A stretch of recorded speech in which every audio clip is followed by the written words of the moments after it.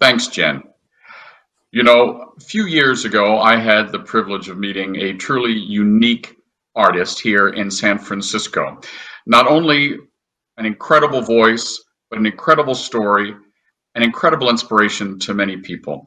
I'm very proud to have as our next guest, Soprano Breanna Sinclaire. Breanna, welcome to the show. Thank you. Thank you. Brianna, I remember when we met, our mutual friend Michael, who is a producer of mine at another show, said, I have a woman who is an incredible talent, and she also happens to have been the first person to have sang the national anthem at a major sporting event who also just happened to be transgender. And from there, you got incredible international attention. This past April, you were supposed to make your international stage debut in an opera, Bound, for Against the Grain Theater in Toronto.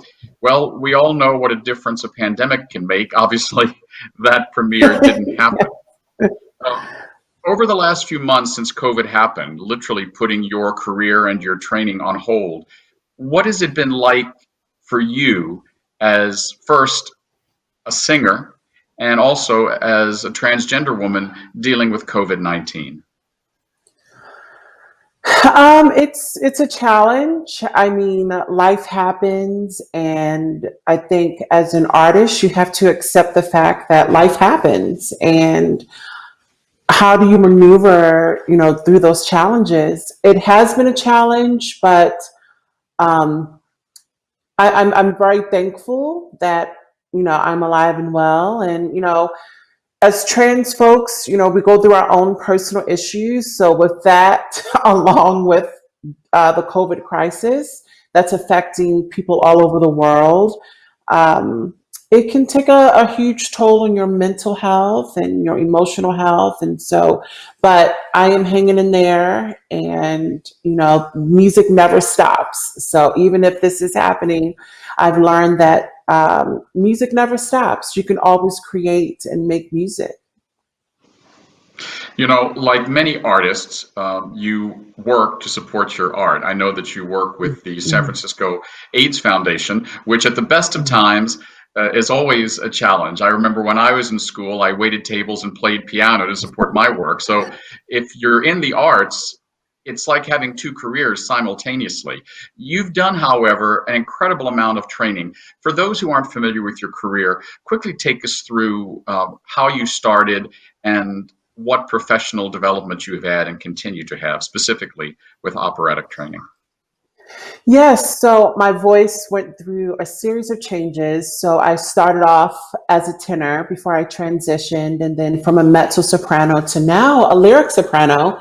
I'm currently studying with Sherry Greenewald at the San Francisco Opera, and also she's the artistic director of the Marilla program. And she is like my mother, my third mother. Well, I have a lot of mothers, but she is really a mentor in my life, and she has really worked on my craft tremendously. And I am still shocked at what the work that she has done with my voice. I went to art school most of my life. I went to Baltimore School for the Arts. For 2 summers during my high schooling, I went to a summer arts program called Tanglewood Institute in Lenox, Massachusetts. And during that summer, I learned so much, and I met so many people, and I met folks who were in the boys choir of Harlem, and it was great because music was my escape. Dealing with a family that didn't accept me. I was quite unique in my family. I never felt like I fit the right gender. And so music was a way of an escape. But I actually did start my classical training at 12 because of my grandmother, Eileen Bowen. She introduced me to this field of music, this genre of music, and I became so obsessed with it. And I remember at 5, I saw my first opera, Madame Butterfly, by Bocchini, and I specifically said to my grandmother that this is a career that I want to do for the rest of my life, because when I was 5, looking at the costumes and the orchestra and the music and the staging, I was so enthralled by that beauty, and I naturally had a gift of singing. because my family are musicians. My father plays 12 instruments. My mother plays the cello and the flute. And my grandmother is a great singer. So I really do believe that my singing came from my grandmother and maybe my father, but he thinks he can Right, sing. right. So. And also, you are a graduate of the San Francisco Conservatory of Music, correct? Yes, I graduated in 2013 from the San Francisco Conservatory of Music, and it was very challenging because, I was the only trans woman in the voice department. And, it's like I say, being a trans person, it's not like you're gay where you can actually hide, you know, I guess to kind of tone it down, but I couldn't, people like physically saw me transition. So, and that was, uh, it was really rough. And, not having much money and working 3 jobs and trying to finish school. But I am extremely thankful that my wonderful teacher, she really pushed me to be a great singer and took it step by step with me, because when I got Right. in as a master's student, all the other students were, um, advanced and good to go and ready to like venture out into the world. And I was actually just starting to sing mezzo soprano. And so I really had to start from the beginning in my master's program. So that was really difficult. Right. So, Brianna, there's so many stories about how you have transitioned and you've inspired people both in the transgender community, but in the artistic and musical community as well. I've heard people's comments, I've talked to them, I've read the interviews you've done. Right now, during this moment, during COVID-19, you know, the arts community is being impacted in incredible ways. In general, what can you say that would give hope and inspiration to other performing artists in general, and specifically to other singers during this time? How are we going to come out of it?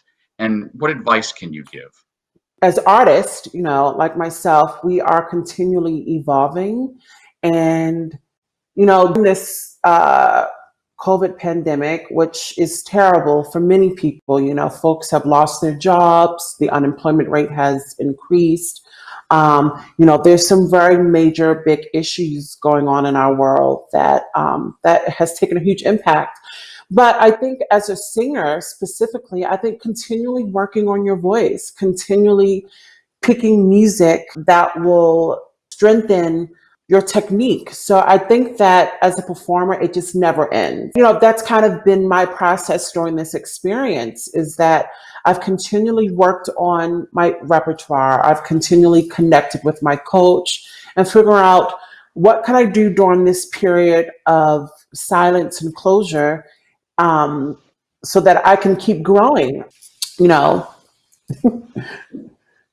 Keep on keeping on. Yes.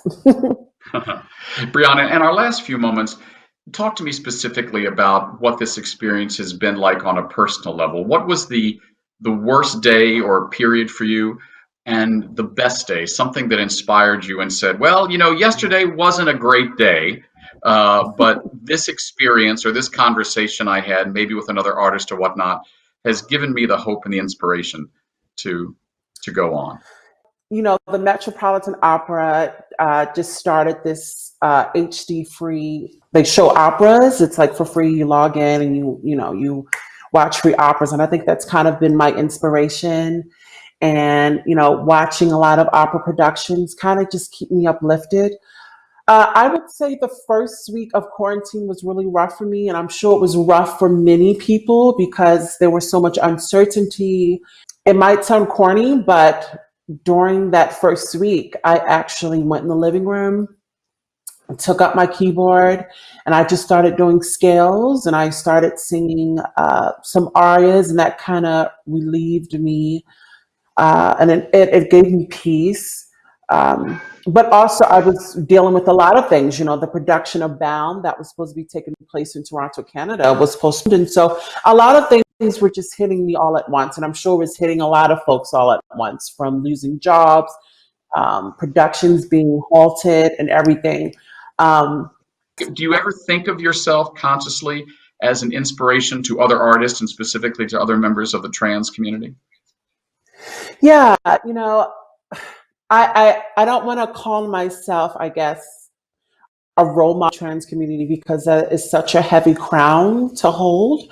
But I am one of the many trans folks who are paving ways for other trans folks to be their true selves and to be whatever field they're in, you know. Yes, my focus is classical music, but that also shows audiences that we as trans folks, we're human people. You know, we can have the same training, we can work the same jobs, we can do whatever we want, you know, in this world, you know. And I think, you know, my performance and other trans folks who are out there doing great things are opening the eyes of folks who sees us as just circus freaks, and we're not freaks, we're human beings. And I continually say that you know, you know, our rights are getting continuously stripped away from us. Trans women of color, you know, trans Black women are getting killed. And I don't think people understand that they're dealing with a human life, you know, a human life that deserves to go to the store and get groceries. They deserve to go to the mall without being gawked at. You know, they deserve to go to a restaurant with their friends and have a good time. You know, we're human beings.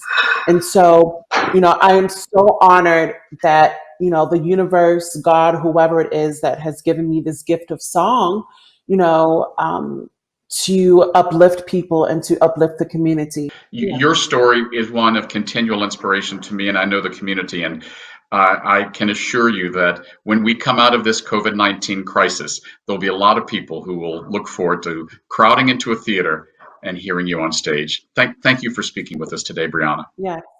Thank you, David. Jen, a hard interview to top, but back to you.